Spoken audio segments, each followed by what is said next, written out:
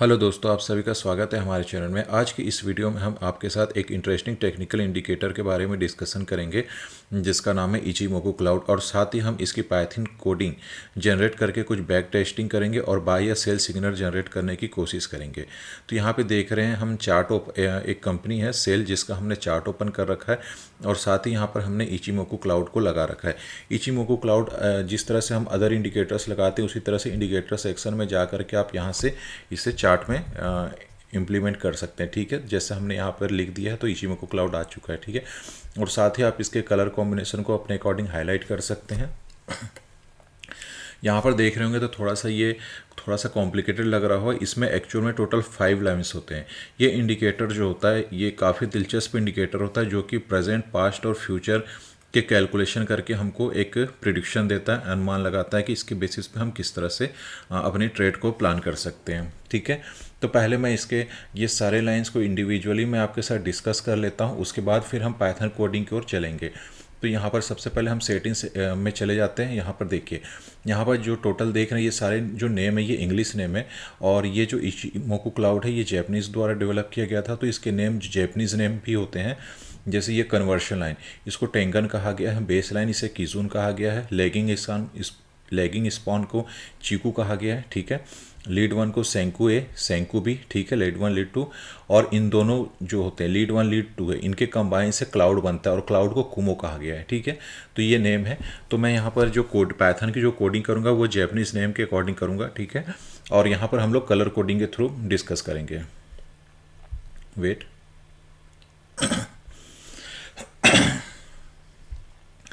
तो चलिए मैं इंडिविजुअली वन बाय वन आपको एक्सप्लेन कर देता हूँ। तो मैं सारे पहले नंबर्स को अनचेक कर लेता हूँ जिससे कि इस स्टेप बाय स्टेप हम इन सब के बारे में जान सकें। ठीक है, तो यहाँ पर देख रहे हैं जो हमारी ब्लू लाइन दिख रही है, ठीक है, इसको टेंकन कहा गया है या इसी ही हम कन्वर्शन लाइन बोलते हैं। ठीक है, ये 9 पीरियड के कैलकुलेशन से निकाला जाता है। 9 पीरियड का मतलब होता है जैसे यहाँ पे जो कैंडल्स, ये 9 कैंडल, टोटल 9 कैंडल्स में जो हाई और लो होते हैं उनको कंबाइन करके एवरेजिंग किया जाता है। ठीक है, तो ये आपका हो गया। सेकंड कैंडल होता है जिसको बेस लाइन या किजुन बोला गया। ये जो नंबर्स होते हैं ये 26 वेट, हाँ, किजून जो है ये 26 कैंडल्स या 26 पीरियड्स के डेटा के हाई और लो जो होती है उसके अकॉर्डिंग निकाला जाता है मैथमेटिकल कैलकुलेशन के द्वारा। आप इसको सर्च कर सकते हैं। इसके बाद लेगिंग स्पान जो होता है ये 26 पीरियड पास्ट का डेटा शो करता है। ठीक है, मतलब कि अभी जो कैंडल रनिंग होगा उससे 26 पीरियड पीछे ये कैंडल्स प्राइस होता है। ये लाइंस होते हैं, जैसे मैं आपको अभी दिखा देता हूँ। वेट, देखिए यहाँ पर अगर आप ध्यान से देख रहे होंगे तो अभी देखिए कैंडल यहाँ पर अगर ये जो कैंडल देख रहे हैं, ठीक है, ये कैंडल से देखिए आपका जो चीकू है या जो लेगिंग स्पान है वो देख सकते हैं काफ़ी पीछे चल रहा है। ठीक है, तो ये 26 पीरियड पीछे, अगर आप यहाँ पे इन कैंडल्स को आप काउंट करेंगे तो ये 26वां कैंडल होगा। ठीक है, तो इस तरह से हमको इसका पता चल जाता है। ये मतलब पास्ट का डेटा शो कर रहा है। ठीक है, ये पास्ट में है। इसके बाद होता है लीड वन। ठीक है, इसके बाद होता है लीड टू।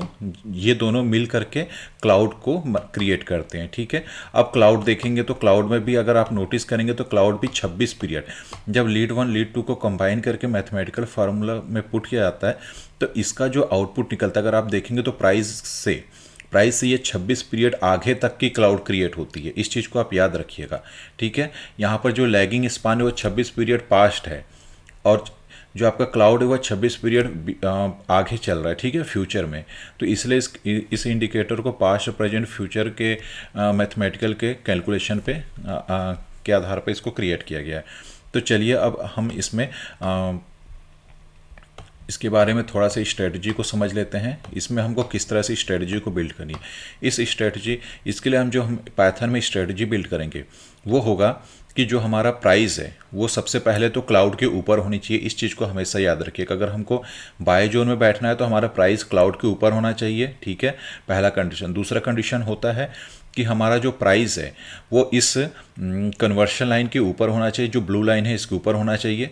सेकेंड होता है कि प्राइस आपका इस रेड लाइन के भी ऊपर होना चाहिए। थर्ड कंडीशन, 3 कंडीशन हो गए। चौथा कंडीशन है आपका कि ये जो आपका जो ब्लू लाइन है वो येलो लाइन को क्रॉस करके रेड लाइन को क्रॉस करके ये ऊपर की ओर होना चाहिए। ठीक है, तो 4 कंडीशन यहाँ हो गए।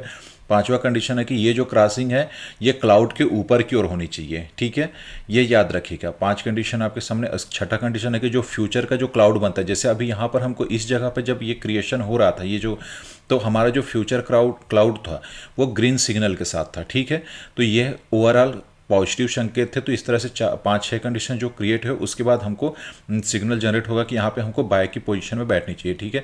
उसके बाद हाँ, अभी इसके बाद नेक्स्ट स्टेज अगर देखेंगे तो जो हमारा जो चीकू है या जिसको हम लैगिंग स्पान बोलते हैं, ये जो कैंडल है 26 पीरियड, ये भी प्राइस के ऊपर होना चाहिए और क्लाउड के ऊपर होना चाहिए, ठीक है। तो जैसे अगर आप इस पर्टिकुलर टाइम से 26 पीरियड आप पीछे जाएंगे तो ये जो आपकी जो चीकू है वो इस क्लाउड के ऊपर भी जा चुकी होगी और उस समय की प्राइस के ऊपर भी जा चुकी होगी, ठीक है।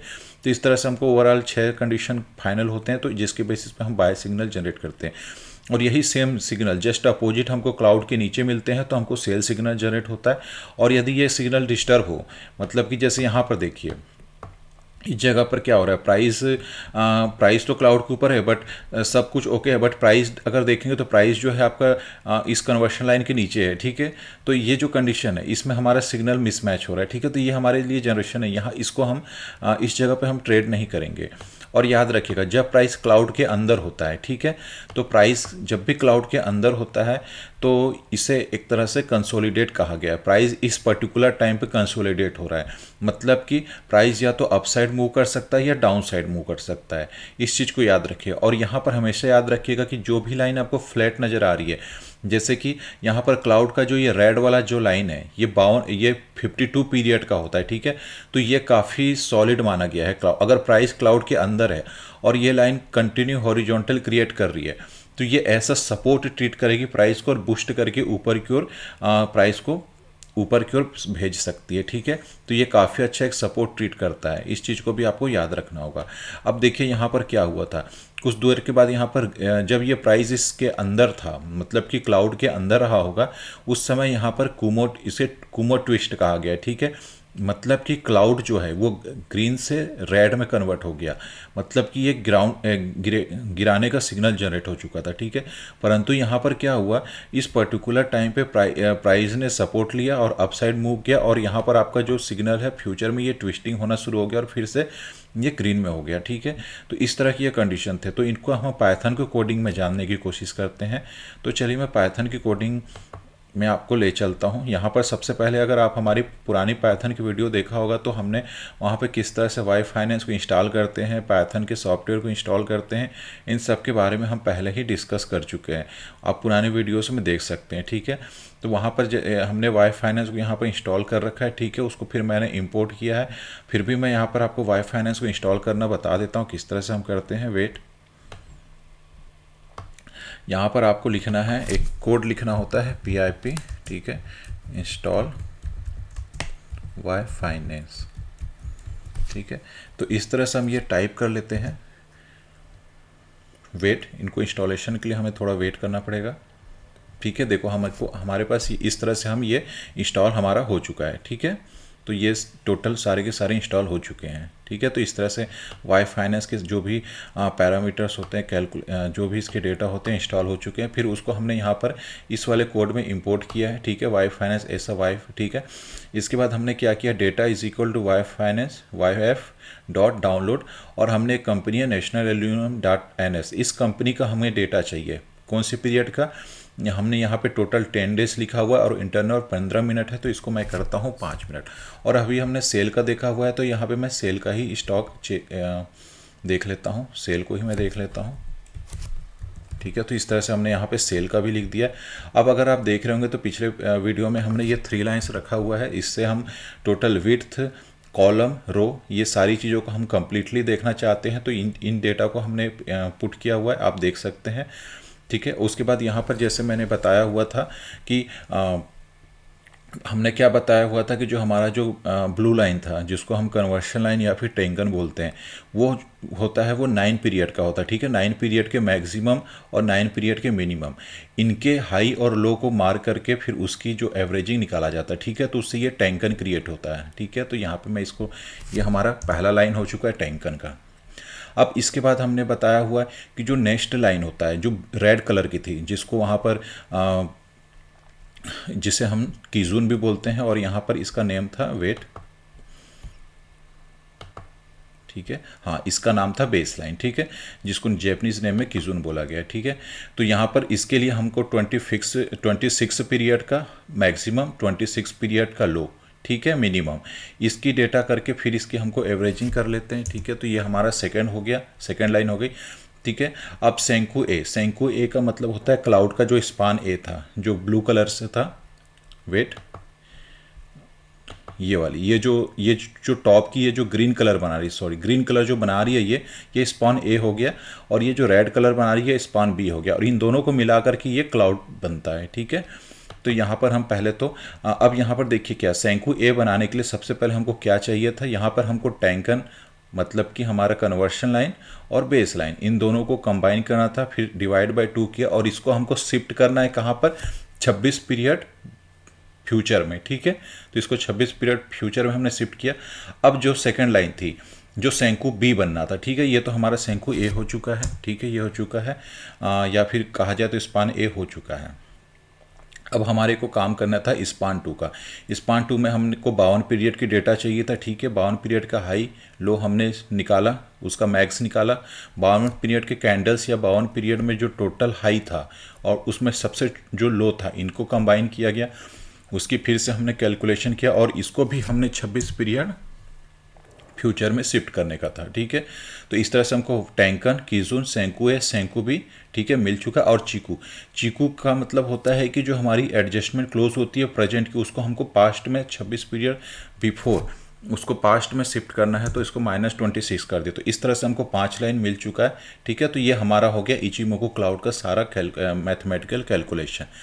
यहाँ पर मैंने सी लिखा हुआ है, ये एडजस्टमेंट क्लोज की डेटा को मैं लेने के लिए किया हुआ है, इसकी ज़रूरत नहीं होती है, पर फिर भी मैंने यहाँ पर लिखा अपने के लिए।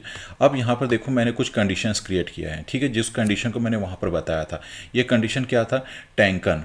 अब यहाँ पर उन लाइन्स को मैं जैपनीज नेम के थ्रू आपको बता रहा हूँ। ठीक है, वेट, हाँ, टैंकन मतलब कि आपका कन्वर्शन लाइन, ठीक है, ग्रेटर देन किसके, बेस लाइन के। ठीक है, टैंकन ग्रेटर देन किजून, टैंकन ग्रेटर देन सेंकू ए, टैंकन ग्रेटर देन सेंकू बी, मतलब कि स्पान बी के ऊपर हो जाना चाहिए।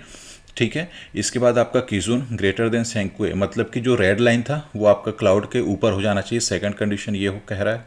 इसके बाद हम जो हमारा जो प्राइस है, वो प्राइस मतलब कि जो हमारा जो रनिंग कैंडल का प्राइस है, वो भी आपका रेड, और आपकी सॉरी, आपका जो ब्लू लाइन है और आपका जो रेड लाइन है, ठीक है, उन दोनों से भी हमारा प्राइस ऊपर हो जाना चाहिए। ये हमने कहा।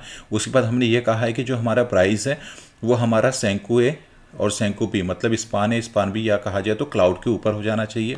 ये कंडीशन हमने किया। और उसके बाद हमने ये कहा है कि जो हमारा शंकु ए और शंकु बी है, मतलब कि जो हमारा इसका मतलब ये होता है कि हमारा जो स्पान ए है वो स्पान बी से ऊपर होना चाहिए, क्योंकि हमको ग्रीन सिग्नल चाहिए ना। तो इस तरह से हमको ये कंडीशन मिलता है। तो सिग्नल क्या होगा, बाय का सिग्नल जनरेट हो जाए, बाय या लॉन्ग, लॉन्ग मतलब बाय बोला गया। ठीक है, तो बाय का सिग्नल जनरेट हो जाए। और इसमें कुछ कंडीशंस होते हैं जो मिसमैच होते हैं। तो उस कंडीशन में जैसे प्राइस क्लाउड के अंदर जाए, तो उस कंडीशन में हमको न्यूट्रल सिग्नल या प्राइस कंसोलिडेट का सिग्नल मिलेगा। और जस्ट इसी के अपोजिट, मतलब जो क्लाउड के ऊपर की कहानी थी वो जस्ट अपोजिट करके हम बॉटम के साइड करेंगे, लेस देन वाला, तो यहाँ पे हमको सेल का सिग्नल जनरेट हो जाएगा। तो इनको आप देख सकते हैं। और उसी तरह से हमको न्यूट्रल का सिग्नल भी मिल जाना चाहिए अगर प्राइस क्लाउड के नीचे। ठीक है, तो इनको मैं इस कोड्स को आपको स्लोली दिखा देता हूँ। आप इसको कॉपी अपने हिसाब से इसमें आप टाइप कर लीजिएगा, और जो भी इसमें करेक्शन होता है तो आप इसके अकॉर्डिंग भी आप करेक्शन कर सकते हैं। ठीक है, तो ये सारे कोड्स आप देख लीजिए। इसमें काफ़ी कुछ करेक्शन होंगे, तो उसको आप अपने अकॉर्डिंग कर लेना, क्योंकि यही तो चीज़ें होती हैं कोडिंग में।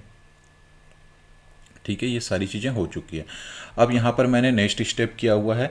तो यहाँ पर मैं प्रिंट कमांड को पहले तो इसमें हाइड कर देता हूँ 100 कैंडल्स का, और ये नीचे वाली को मैं इसको ठीक है, यहाँ पर अपने अपना काम कर दिया। अब जैसे मैंने यहाँ पे डेटा टेल मतलब बॉटम का। ठीक है, अब मैं इसको सेव कर लेता हूँ और इस कोड को हम रन कर लेते हैं। सेव ऑल कर दिया है, और मैं इस कोड को रन कर लेता हूँ। अब देखते हैं कि क्या हमको यहाँ पर पिक्चर मिलता है। ठीक है,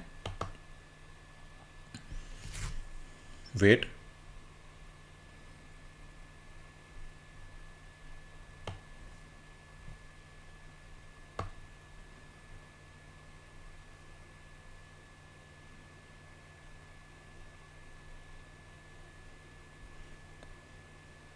तो देखिए यहाँ पर कोड सारी डेटा रन हो चुकी हैं। अब देखिए यहाँ पर सारी डेटा हमको मिल रही है। देखिए सबसे पहले तो हमको या इसका डेट मिल रहा है, डेट टाइम फ्रेम, क्योंकि हमने 5 मिनट कहा गया है तो 5-5 मिनट के टाइम फ्रेम के सारे कैंडल्स हमको मिलेंगे, जैसे 13-25, 13-30। ठीक है, हमने 100 कैंडल बॉटम से 100 कैंडल की बात किया है टेल से। ठीक है, तो यहाँ पर फिर यहाँ पर ओपन, हाई, लो, क्लोज कैंडल के 4 डेटा हो गए, एडजस्टमेंट, क्लोज। ठीक है, इसके बाद इसमें उस पर्टिकुलर 5 मिनट के टाइम ड्यूरेशन में कितने की वॉल्यूम पे ट्रेड हो रही थी, यहाँ पे वॉल्यूम मिल जा रहा है। फिर टैंकन की लाइन थी, टैंकन 10 से 106 का था, कीजोन 105 का था, फिर सेंकू ए, सेंकू बी, फिर इसके बाद हमको जो चीकू मिला, ठीक है, चीकू हो गया। फिर ये हमारा क्लोजिंग प्राइस था, ये सी क्लोजिंग प्राइस है, यही एडजस्टमेंट क्लोज है, उसको मैंने यहाँ पर लिया हुआ है ताकि अनदर प्रिंट कमांड में मैं इसको यूज़ कर सकूँ करके। फिर सिग्नल, देखिए एन का मतलब यहाँ पे कोई सिग्नल जनरेट नहीं हुआ था। ठीक है, उसके बाद यहाँ पर थोड़ा सा अगर आप ध्यान देंगे तो यहाँ पर हमको बाय का सिग्नल जनरेट हुआ है। तो मैं क्या करता हूँ, इसको थोड़ा सा सिंप्लीफाई कर देता हूँ ताकि काफ़ी अच्छे से समझ आ जाए। तो मैं इसको इसमें जो मैंने प्रिंट का सेकंड कमांड लिया हुआ है उसको मैं यहाँ पे रन करता हूँ। तो पहले इस वाले को मैं कर लेता हूँ हाइड। ठीक है, अब इसको सेव कर करके सेव ऑल, एंड देन अब मैं इस प्रोग्राम को रन कर लेता हूँ। ऐसा करता हूँ मैं इसके 100 पीरियड को वेट इसको 200 पीरियड कर लेता हूँ ताकि हमको काफ़ी लंबी डेटा हमको मिल सके। ठीक है, इसको फिर से मैं यहाँ पर जा कर के सेव ऑल कर लेता हूँ और इसे हम रन करते हैं। थोड़ा सा वेट करना पड़ेगा इनको कंप्लीट रन होने के लिए, थोड़ा सा वेट करते हैं। हाँ, तो देखिए अब हमको यहाँ पर फाइनली ये सारी डेटा हमको मिल चुकी। देखिए पिछले में थोड़ा सा काफ़ी कुछ डेटा थी, उन डेटा की हमको आवश्यकता नहीं थी। ठीक है, तो हमको क्या चाहिए था, हमको क्लोज प्राइस चाहिए था और क्लोज प्राइस के साथ हमको सिग्नल जनरेट होना चाहिए। देखिए, तो देखिए अगर आप यहाँ पर नोटिस करेंगे तो हमको यहाँ पर ये है 20-12। ठीक है, 20-12 को 13:55 में हमको सेल शॉर्ट मतलब कि गिरावट का सिग्नल जनरेट हुआ था 106.80 के भाव पे। तो चलिए इसको हम चार्ट में भी देख लेते हैं। 13:55 में कौन से दिन है, 20 तारीख को। ठीक है, 20 दिसंबर का हम डेटा चेक कर लेते हैं। ठीक है, ये 22 का हो गया।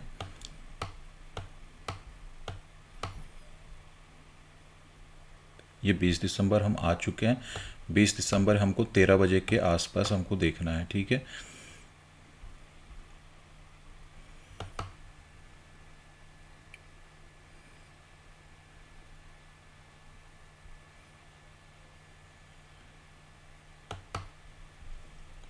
बीस दिसंबर को 13:55 के आसपास, 13:55 मतलब 2 बजे के आसपास। ठीक है, यहाँ कहीं पर। ठीक है, तो हमको यहाँ पर कहीं पर ये सिग्नल जनरेट हुआ था। यहाँ पर प्राइस है 106.80। ठीक है, 106.80 पे हमको सिग्नल जनरेट हुआ और 106.80 से लेकर के यहाँ पर, हाँ, तो यहाँ पर मैं एक लाइन ड्रॉ कर लेता हूँ, हॉरिजॉन्टल लाइन, Alt+H। ठीक है, वेट, Alt+V, वर्टिकल लाइन यहाँ पर इस जगह पे हमको। ठीक है, हमको मिला है 20 तारीख को 13:55 में 106.90 के आसपास था। ठीक है, लगभग इसकी क्लोजिंग की बात करें क्योंकि हम क्लोजिंग प्राइस से बात कर रहे हैं ना, तो 106.70-80 के आसपास यहाँ पे हमको सिग्नल जनरेट हुआ था। ठीक है, तो ठीक है, लगभग यहीं कहीं पे था। और उसके बाद जो ये सिग्नल कंटिन्यू चला था और ये यहाँ पर से 106 रुपये से ये सिग्नल जनरेट हुआ था 20 तारीख को 15:25 तक ये सिग्नल हमारा चला हुआ था। ठीक है, तो हम यहाँ पर आगे बढ़ जाते हैं, 15:25 के आसपास तक देख लेते हैं, यहाँ कहीं तक। ठीक है, यहाँ कहीं तक हमको ये सिग्नल फ्लो चलता रहा इस जगह तक। ठीक है, मतलब यहाँ कहीं पर इस जगह पे अगर देखते हैं तो यहाँ पे हम इसकी भी लाइन ड्रॉ कर लेते हैं, Alt+H और Alt+V। ठीक है, तो हमको यहाँ पर टोटल इस कंडीशन में हमको इस पर्टिकुलर मतलब कि 106.80 से 103.60 के आसपास का हमको यहाँ पे सिग्नल जनरेट हुआ था। ठीक है, तो उस तरह से 103.60-70। ठीक है, तो एक सिग्नल यहाँ पे हमको 60 का जनरेट हो चुका था। तो इसके बेसिस पे हमको यहाँ पर एक सिग्नल जनरेट हुआ। हालांकि हमारी जो कंडीशन है उसके वो उस कंडीशन ने हमको काफ़ी देर सिग्नल दिया। अगर आप यहाँ पर नोटिस करेंगे तो प्राइस अगर देखा जाए तो प्राइस क्लाउड से काफ़ी पहले यहाँ पे गिर चुकी थी। ठीक है, प्राइस यहाँ पर काफ़ी पहले गिर चुकी थी, परंतु हो सकता है कि यहाँ पर हमारा जो ये लाइन है वो इसके नीचे ना आ पाया हो किसोन का, इस कारण ऐसा कंडीशन हुआ होगा। या तो बीच बीच में ऐसा भी हो रहा है कि देखिए प्राइस इसके नीचे आ रही है फिर ऊपर जा रही है, तो ये कंडीशन मिसमैच हो रहा था। ठीक है, तो शायद इस कारण से ये अपने को सिग्नल जनरेट नहीं हो पाया था। ठीक है, तो यहाँ पे हमको ये वाली सिग्नल जनरेट हुई थी, तो यहाँ पर से हमने एक ट्रेड प्लान कर लिया। चलिए हम आगे और नेक्स्ट सिग्नल को भी देख लेते हैं, क्या हमको और कोई सिग्नल जनरेट हुआ था। हाँ, हमको नेक्स्ट सिग्नल जनरेट हुआ था 21 तारीख को 14:25 पे, तो इसको हम देख लेते हैं ये वाली। ठीक है, ये 14:25 पे। ठीक है, हमको यहाँ पर एक बाय का सिग्नल जनरेट हुआ था। ठीक है, ये हम यहाँ पे मार्क कर लेते हैं। और उसके बाद इसका जो एग्ज़िट ये कब तक चला था, ये सिग्नल चला था 22 तारीख को 10:05 तक। तो ये भी हम देख लेते हैं 22 तारीख को 10:05 मतलब कहाँ तक है, ये रही। ठीक है, तो हमको यहाँ तक सिग्नल मिला था Alt+V ठीक है, तो देखिए यहाँ पर जो प्राइस थी इसकी ये थी 107 रुपये 40 पैसे से ये कंटिन्यू हमको नेक्स्ट डे, मतलब आपको सेम डे भी मिला, फिर नेक्स्ट डे भी ये प्राइस कंटिन्यू चलता रहा और 113 रुपये तक का हमको यहाँ पर बाय का सिग्नल मिलता रहा। ठीक है, यहाँ पर अगर आप नोटिस करेंगे तो यहाँ पर हमको प्राइस देखिए 107.55 से लेकर के आप यहाँ पर 112.55 या कहा जाए तो इसके जस्ट पीछे देखा जाए तो 113 रुपये, काफ़ी बड़ा अच्छा खासा मूवमेंट 4-5 पॉइंट का हम लोग यहाँ पे कैप्चर कर सकते थे। ठीक है, लगभग 5 से 6 पॉइंट का मूवमेंट मिल चुका था। तो यहाँ पर भी एक अच्छा सिग्नल जनरेट हुआ हमारी स्ट्रेटजी के बेसिस पे, तो यहाँ पर हमको 2 सिग्नल यहाँ पे जनरेट हो गए। ठीक है, तो इस तरह से हमने स्ट्रेटजी बिल्ड किया और बैक टेस्टिंग भी किया।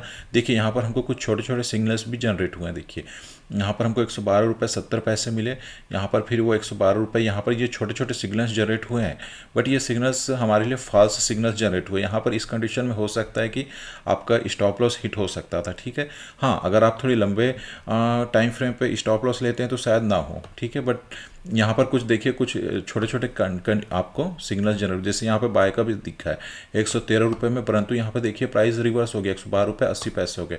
तो इस कंडीशन में थोड़ा सा ये फॉल सिग्नल भी जनरेट कर रहा है ये स्ट्रेटजी। ठीक है, परंतु अगर ये स्ट्रेटजी अच्छी सिग्नल जनरेट कर दिया तो हमको प्रॉफिट काफ़ी बड़ा हो सकता है। तो हमको एक प्रॉपर अपने रिस्क मैनेजमेंट के साथ अगर हम ट्रेड बनाते हैं तो काफ़ी अच्छे ट्रेड को हासिल कर सकते हैं। तो इस वीडियो को मैं यहीं पे क्लोज करता हूँ। आप अपने अकॉर्डिंग इसमें और भी करेक्शन करिएगा और स्ट्रेटजी बिल्ड करके बैक टेस्टिंग करिए दूसरे कंपनीज में और जानने की कोशिश करिए कि हमको क्या मूवमेंट्स मिल सकते हैं।